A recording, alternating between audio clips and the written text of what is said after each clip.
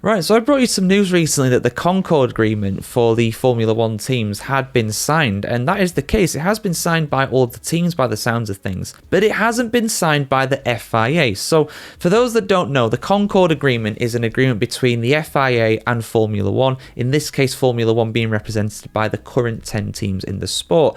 It basically sets some of the fundamental rules of Formula One, such as how many teams can compete, how many races are allowed on the calendar, that sort of thing, just the fundamentals that cannot be changed. For example, we can't go over 24 Grand Prix on the Formula One calendar, even if Formula One wants to do that, because the Concorde Agreement does dictate that there will be a maximum of 24 races. Remember, during the pandemic as well, I'm sure there was a rule that said if you don't have 16 or more races, it cannot be considered a Formula One World Championship. So that's why we had so many double headers in the likes of Austria and Sakhir in Bahrain as well. So yeah, just fundamental rules like that. But yeah, interesting how the FIA haven't signed the agreement yet. So what is the holdup and what's likely to happen here? Full article on the F1Chronicle.com as always, guys. Let's dive in and find out what's going on. The FIA is yet to sign on the dotted line for the new 5-year Concorde Agreement. With the critical document that binds the teams with Formula One's commercial rights holder and the governing body FIA expiring this year, F1 made the announcement that the new deal for 2026 and beyond on the day of the season in opening Australian Grand Prix. Closer inspection, however, showed that F1 revealed that only all teams had signed, even though the statement added that the deal secures the long-term economic strength of the sport. Liberty Media owned F1 continued, the 2026 Concorde Governance Agreement will be finalised in due course. According to Automotor und Sport journalist Michael Schmidt, the FIA as a third partner is not yet on board. Clear tension has existed between, you can say this again, this is an understatement. Clear tension has existed for months between Liberty and the teams on the one hand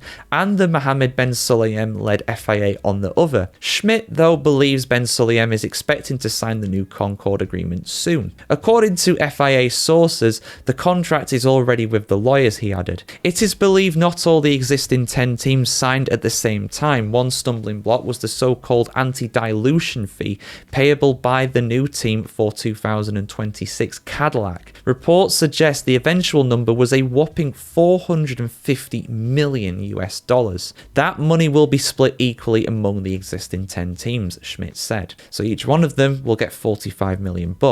That's a lot of money. But provisions for a potential 12th team in the future also needed to be written into the new Concorde, with Automotor Sport explaining their aim is to prevent a repeat of the Andretti drama at all costs. As for the delay in getting the FIA's final signature, Schmidt says that the holdup is the repeated disagreements over rulemaking. Recently, while President Ben Sulayem has been demanding significantly more funding for the future, citing increased workload and personal requirements. According to FIA representatives, the German correspondent concluded negotiations with Formula One are in the final stages. Rulemaking and marketing issues have apparently been resolved.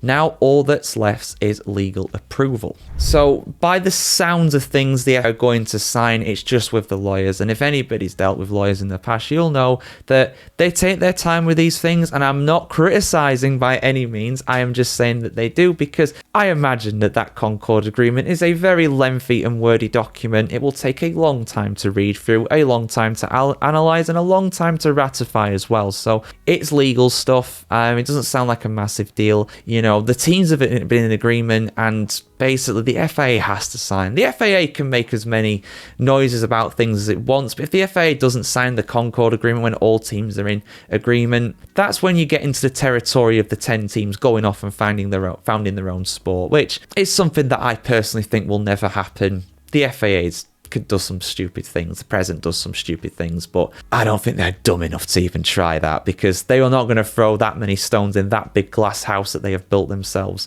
Formula One is the cash cow of motorsports at the end of the day. They will sign. They will. It's just a matter of time. They can drag their feet as much as they want, but nah, don't see it. I don't see them not signing. They have to. But yeah, your thoughts in the comments below, guys. Is it sign of potential trouble between F1 and the FIA? Because Lord knows there's been a lot of that recently. In the comments below, like, share, comment, subscribe as always. I hope you have a fantastic day, and I hope you're looking forward to another great race this weekend in Shanghai, China. I'm really looking forward to it.